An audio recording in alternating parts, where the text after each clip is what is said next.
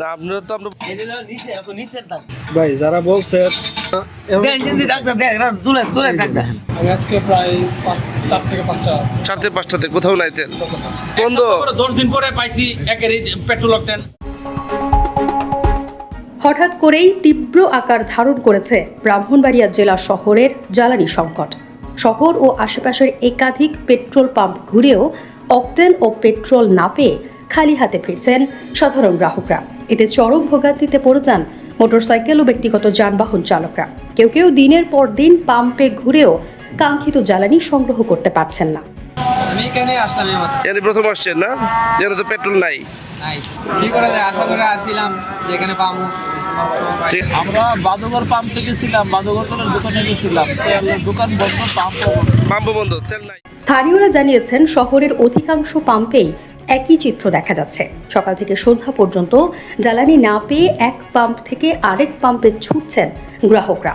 এতে করে বাড়ছে ভোগান্তি ও জনদুর্ভোগ। সবগুলা পাম্পে আমরা ঘুরে আসতেছি। টোটাল কয়টা পাম্পে আপনারা আজকে গেছেন?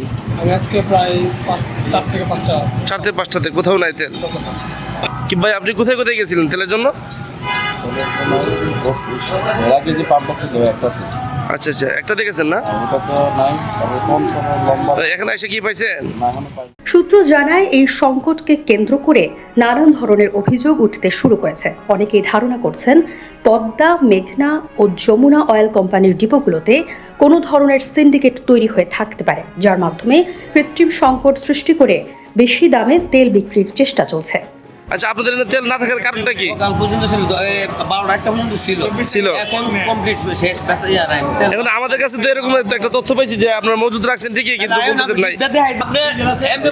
আপনি আগে দেখবেন। না সমস্যা নাই। এখন আপনার কাছে বর্তমানে আছে কোনটা আপনাদের কাছে? এখন ডিজেল আছে, পেট্রোল আর অকটেন নাই। এটা কি প্রতিদিনই হয় না আজকেই নাই? আজকেই শেষ, ঈদের পরে আজকে এই মাত্র শেষ হয়েছে। এই পর্যন্ত শেষ হয়েছে। আপনাকে আগে তেল দিচ্ছেন আমার থেকে।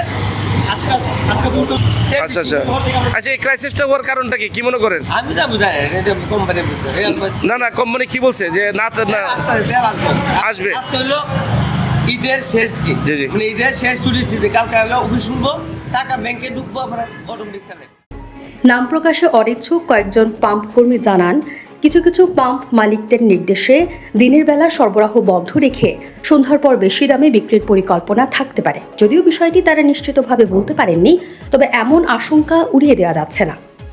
অন্যদিকে পাম্প মালিকদের দাবি, তারা সরকারি নির্ধারিত মূল্যের চেয়েও বেশি দামে তেল সংগ্রহের চেষ্টা করলেও ডিপো থেকে পর্যাপ্ত সরবরাহ পাচ্ছেন না। এতে তারাও বিপাকে পড়েছেন বলে জানান তারা। আচ্ছা, আমি দেখাই।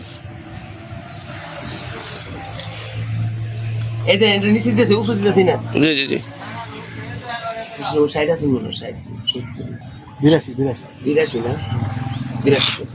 এটা নিচে, এখন নিচের দাগ। আচ্ছা আচ্ছা আচ্ছা, আমি কই দিছি দেখছেন নি? না আমরা কিন্তু আপনাকে অভিযুক্ত বলতেছি না, আমরা শুনছি, আমরা যাচাই করতে আসছি। আসলে বক্তব্যটা বলছে সত্য মিথ্যা কতটুকু জানার জন্য কথা বলছেন নি ভাই যারা বলছে যারা নিতেছে তারা দেখেন যে ডাক্তার দেখ তুলে ডাক্তার ওইটা দাগ হইছে লাল, বুঝিনি? দেখছেন লাল লাল লাল হইলো। আচ্ছা, এটা আমাদের রিজার্ভে থাকে, রিজার্ভে এটা বলে ক্লিয়ার হয় না। ফিল্টারের নিচে থাকবো। বুঝতে এদিকে হঠাৎ করে এমন সংকট দেখা দেওয়ায় সাধারণ মানুষের মধ্যে উদ্বেগ তৈরি হয়েছে। অনেকেই এটিকে পরিকল্পিত সংকট বলে মনে করছেন, যা সরকারের জন্য অস্বস্তিকর পরিস্থিতি তৈরি করতে পারে। ক্রাইসিস তো এখন চলতেই আছে। 10 দিন পরে পাইছি একের পেট্রোল অকটেন, এটা মোটামুটি নিয়ে শেষ। 10 দিন পর পাইছেন? 10 দিন পরে পাইছি আজকে এই একের তেল। মানে 10 দিন পাওয়ার কারণটা কি, মানে ওইদিকে কি না এরকম মানা করছে? মানে দিতেছেন আর কি তেল নাকি দেশে? আমরা তো যতটুকু জানি তেলের কোনো ক্রাইসিস বাংলাদেশে দেখা দেয় নাই। আসলে তো এটাই বলতেছে, খবরে বলতেছে, মানে সচিব সাহেব। না আসলে আপনি কি মনে করেন আসলে এই ক্রাইসিস দেখার কারণটা কি? আসলে আমরা তো আসলে ভাই কিছু মনে করার নাই, বিষয়টা হচ্ছে কি না তথ্যটা জানতে চাচ্ছিলাম। পাই আমরা মানে যতটুকু পাই ততটুকু দিতে পারতেছি। যেমন মনে করেন আমার গত এক সপ্তাহ তেল কি 120 টাকা করে না 116 টাকা করে রেট? না 120 টাকা হলো আপনার এই যে অকটেন, আর 116 টাকা হলো পেট্রোল। এই অবস্থায় দ্রুত বিষয়টি তদন্ত করে প্রকৃত কারণ উদ্ঘাটন এবং দোষীদের বিরুদ্ধে আইনগত ব্যবস্থা নেওয়ার দাবি জানিয়েছেন সচেতন মহল। ডেস্ক নিউজ, অগ্রযাত্রা প্রতিদিন। অগ্রযাত্রা প্রতিদিন, নির্ভীক প্রত্যয়ে উজ্জীবিত।